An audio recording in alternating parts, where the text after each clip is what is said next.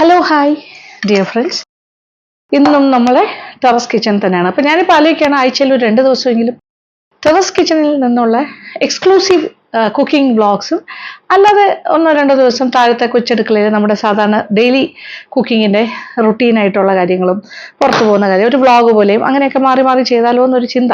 Okay, നോക്കൂ, നിങ്ങളുടെ അഭിപ്രായം കൂടി കേൾക്കാം.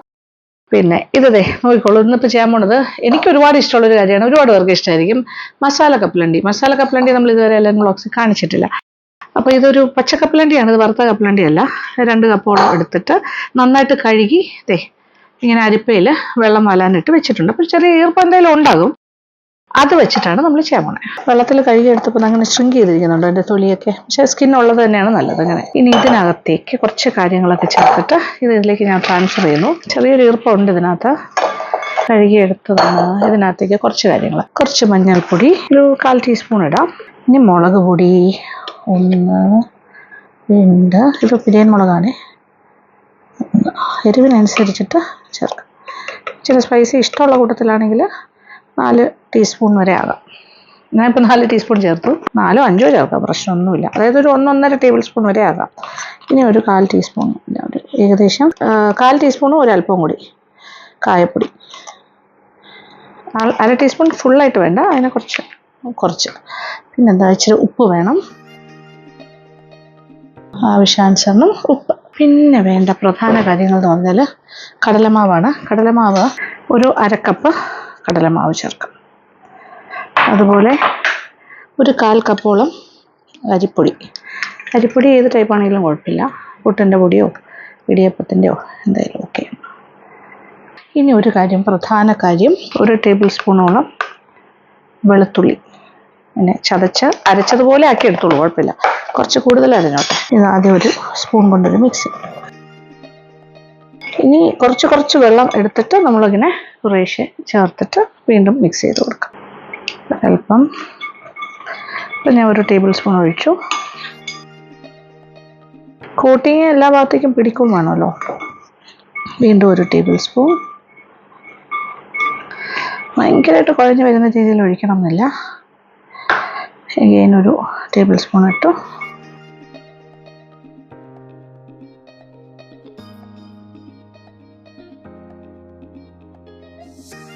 ഈ പൊടി കംപ്ലീറ്റ് ഈ എന്താ പറയുക, നമ്മുടെ കപ്പലണ്ടിയിലെല്ലാം പറ്റിപ്പിടിക്കുന്നതിന് ആവശ്യമുള്ള വെള്ളം. അപ്പോൾ 4 എല്ലാം കൂടി 5 ടേബിൾ സ്പൂൺ ആയി കഴിഞ്ഞു. എക്സ്ട്രാ പൊടി ഇങ്ങനെ വെളിയിൽ കിടക്കുന്നുണ്ടോ എന്ന് നോക്കുക, അത് തീരുന്നവരെ വെള്ളം ഒഴിക്കാം. അങ്ങനെ 6 ടേബിൾ സ്പൂൺ കഴിഞ്ഞു. ഏകദേശം 1/2 കപ്പ് എന്ന് പറയാം. ടേബിൾ സ്പൂണിൻ്റെ കണക്കെടുക്കുകയാണെങ്കിൽ എല്ലാത്തിനും ഒരു കോട്ടിങ് കിട്ടണം, അതാണ് പ്രധാനം. പൊടിയായിട്ട് കിടക്കാണ്ട് ഇതിലിങ്ങനെ പറ്റി പിടിക്കുന്ന രീതിയിലേക്ക് ആക്കണം.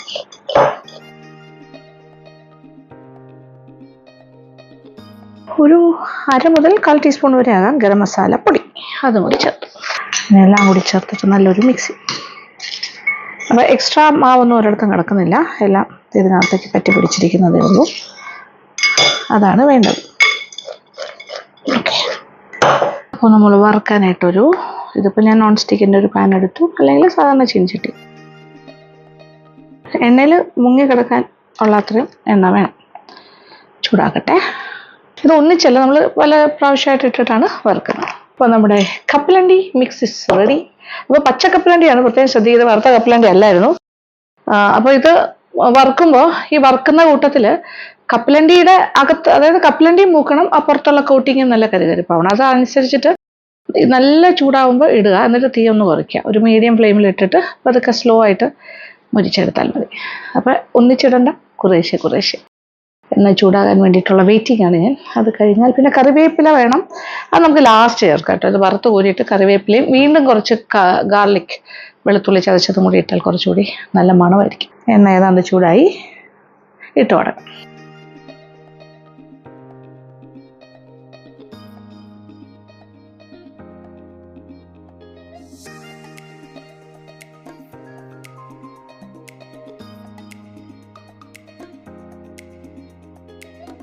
ഓവറായിട്ട് ക്രൗഡ് ചെയ്യണ്ട, ഇത്രയൊക്കെ മതി. ഓക്കെ,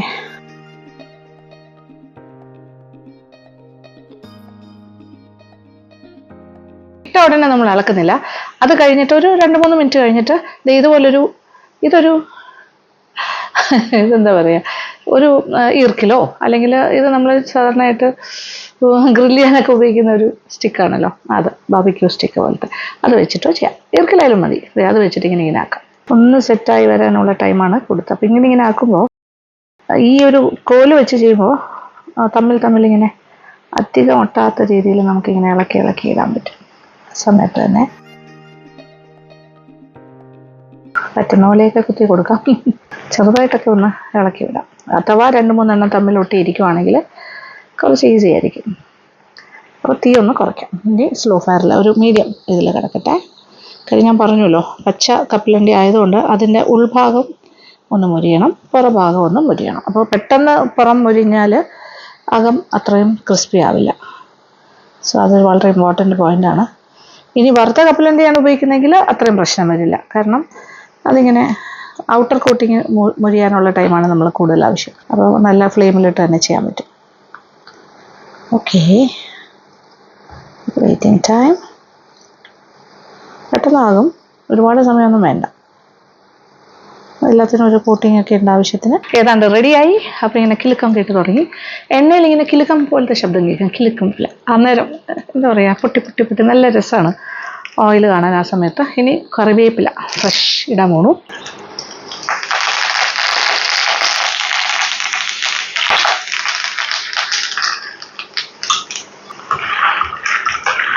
ഓക്കെ, റെഡി ആയതുണ്ടോ? എണ്ണ നിന്നും മാറ്റാം. അങ്ങോട്ടും ഇങ്ങോട്ടും ഒട്ടുന്നൊന്നുമില്ല, വലിയ കുഴപ്പമില്ലാണ്ട് തന്നെ തമ്മിൽ ഭയങ്കര സ്നേഹം കാണിക്കാതെ ഇങ്ങനെ തന്നെ കിട്ടും. ആ ഒരു കരുകരുപ്പ് മനസ്സിലാവുന്നുണ്ടല്ലോ. കിൽ പ്ലേറ്റിലിടുമ്പോൾ ആ ഒരു സൗണ്ട്.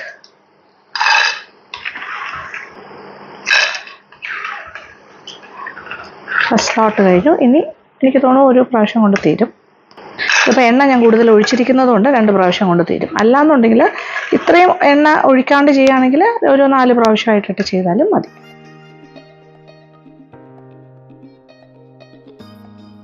അപ്പോൾ അകത്തുള്ള കപ്പലണ്ടിയും മുരിഞ്ഞിട്ടുണ്ടാകും, പുറമേ ഉള്ള കവറിങ്ങും കോട്ടിങ്ങും മുരിഞ്ഞ് കിട്ടും.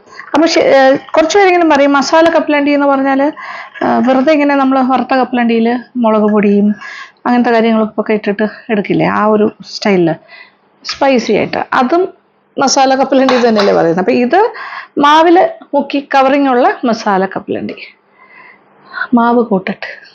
ഇനി അടുത്തത് ഇട്ട് തുടങ്ങാം. നേരത്തെ ചെയ്ത പോലെ തന്നെ സെയിം ബട്ടർ.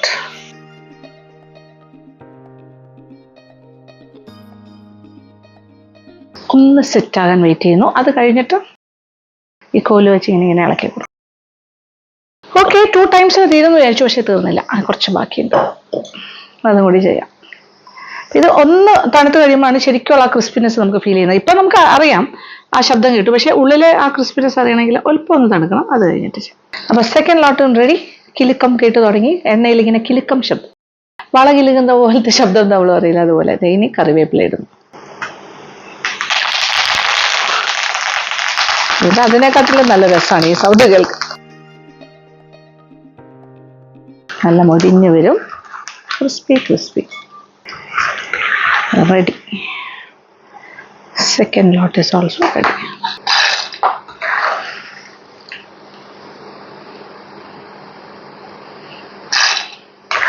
കണ്ടോ, തമ്മിൽ അങ്ങനെ ഒട്ടിയിട്ടൊന്നും ഇല്ലല്ലോ, ഈസി ആയിട്ട് വരും.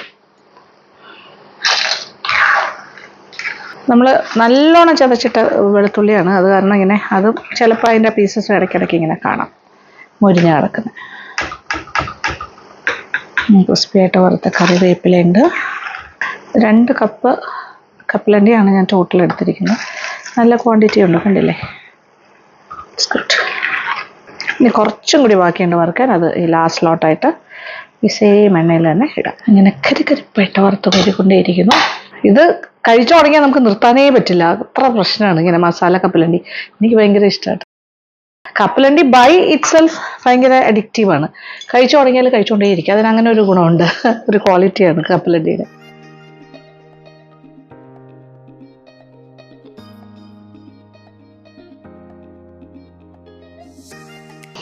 പാത്രത്തിലേക്ക് നോക്കിക്കോളൂ. ബാക്കി വന്ന മാവൊന്നും പാത്രത്തിലൊന്നും പറ്റിപ്പിടിച്ചിരിക്കുന്നില്ല, അങ്ങനെ ലൂസായിട്ട് കിടക്കുന്നില്ല, ഒന്നുമില്ല. കംപ്ലീറ്റ് കപ്പലണ്ടിയിൽ പറ്റിപ്പിടിച്ചതേ ഉള്ളൂ. ഇത് കുറവാണ്, ഈ ഒരു ലോട്ട് കുറച്ചേ ഉള്ളൂ. അപ്പോൾ ലാസ്റ്റ് ലോട്ടിൻ്റെ അവസാന ഭാഗം എത്താറായി. ഇനി കുറച്ച് ചതച്ച ഒരു എന്താ പറയുക, വെളുത്തുള്ളി ഒരു ടീസ്പൂൺ, 1.5 ടീസ്പൂൺ ഞാൻ മാറ്റി വെച്ചിരുന്നു. അത് ഇതിനകത്തേക്ക് ഇടുന്നു ലാസ്റ്റ്. ഇതിനൊപ്പം കിടന്നിട്ട് മൊരിയട്ടെ. വേപ്പില. ഇനി ഇത് ഒന്നുകൂടി ഒന്ന് മുരിഞ്ഞ് കഴിയുമ്പോൾ എടുക്കാം. അങ്ങനെ എല്ലാ സ്ലോട്ടും എണ്ണയിൽ നിന്നും മാറ്റും. അപ്പം മുരിഞ്ഞ വെളുത്തുള്ളിയും കറിവേപ്പില എല്ലാ കാര്യങ്ങളും ഇതിനോടൊപ്പം തന്നെ വരും.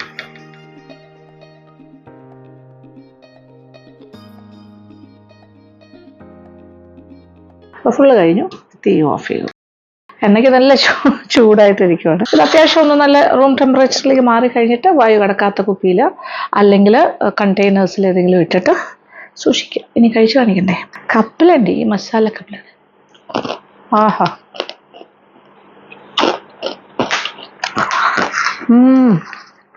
ആദ്യം ഉണ്ടാക്കിയൊന്നും എടുക്കുന്ന കേട്ടോ, നല്ല തണുത്തത്. ഇപ്പോഴത്തെ ചൂടായിരിക്കും. ആ തണുത്ത് കഴിയുമ്പോൾ ആ കറക്റ്റ് അറിയാൻ പറ്റുന്നത്, അകത്തെ ക്രിസ്പിനെസ്സും പുറത്തും. So nice. ഞാൻ പറഞ്ഞില്ലേ, നമ്മളിങ്ങനെ കഴിച്ചുകൊണ്ടേയിരിക്കും. കപ്പലണ്ടി is very very addictive. Peanut മിക്കവാറും ഞാൻ തന്നെ ഇത് കഴിച്ചു തീർക്കും. അപ്പോൾ ഇനി മസാല കപ്പലണ്ടി വാങ്ങിക്കാൻ കടകളിൽ പോകണ്ട, നമുക്ക് വീട്ടിൽ തന്നെ എളുപ്പത്തിൽ ചെയ്യാം. നമ്മൾ ചെയ്യുമ്പോൾ നമുക്ക് വളരെ ഹൈജീനിക്കായിട്ട് മായം ചേർക്കാത്ത കാര്യങ്ങൾ വെച്ചിട്ട് നമുക്കറിയാലോ നമ്മൾ എങ്ങനെയാണ് ചെയ്യുന്നതെന്നാണ്. അതൊരു സേഫ്റ്റി പോയിന്റ് ഓഫ് വ്യൂവിൽ വളരെ നല്ലതാണ്. അപ്പോൾ കുട്ടികൾക്ക് വേണ്ടി ഉണ്ടാക്കി കൊടുക്കുക, മുതിർന്നവർക്ക് വേണ്ടി ഉണ്ടാക്കി കൊടുക്കുക, വീട്ടിലുണ്ടാക്കി സ്റ്റോർ ചെയ്യുക. തീരുമ്പോൾ വീണ്ടും ഉണ്ടാക്കി. ഇതുപോലെ ഞാൻ 2 കപ്പിലല്ലേ ചെയ്തോളൂ, നിങ്ങൾക്കൊരു 4 കപ്സിൽ ചെയ്യാം. 4 കപ്പിൽ ചെയ്താലും ഇത്ര എണ്ണ തന്നെ മതി, കൂടുതലൊന്നും വേണ്ട. 4 കപ്പ് കപ്പലണ്ടി എടുത്ത് ചെയ്താലും എണ്ണയുടെ കാര്യത്തിൽ മാറ്റമൊന്നുമില്ല, ഇത്രയും ചിലവ് തന്നെ ഉണ്ടാവുള്ളൂ. കറക്റ്റായിട്ട് പറഞ്ഞാൽ ഇതൊരു വാണിജ്യ അടിസ്ഥാനത്തിലൊക്കെ ചെയ്യാമല്ലോ, വേണമെങ്കിൽ ഹോം മെയ്ഡായിട്ട് ഉണ്ടാക്കി കൊടുക്കാമല്ലോ, കോട്ടേജ് ഇൻഡസ്ട്രി നിങ്ങൾ ചെയ്യുക. ഇതിപ്പോൾ ഏകദേശം ഒരു 1/2 കിലോ എണ്ണയ്ക്കകത്താണ് ഞാൻ ഉപയോഗിച്ചിരിക്കുന്നത്. 2 കപ്പ് കപ്പലണ്ടി, 4 കപ്പാണെങ്കിൽ ഈ 1/2 കിലോ എണ്ണ തന്നെ മതി. പക്ഷെ ഇത്രയും ഒന്നിച്ചിടാൻ പറ്റില്ല, കുറേശ്ശെ ആയിട്ടിട്ടിട്ട് വറുത്ത് പോരുക. പിന്നെ ഇതുണ്ടാക്കി നോക്കുമല്ലോ അല്ലേ. അപ്പോൾ ഫീഡ്ബാക്ക് തരാൻ മറക്കണ്ട, കമൻറ്റ് ബോക്സിലേക്ക് വരിക. അപ്പോൾ ഇഷ്ടപ്പെട്ടു എന്ന് തന്നെ വിചാരിക്കുന്നു ഇന്നത്തെ വീഡിയോ. അപ്പോൾ thank you so much. Thank you for watching and keep on watching Lakshmi Nair vlogs. Love you all.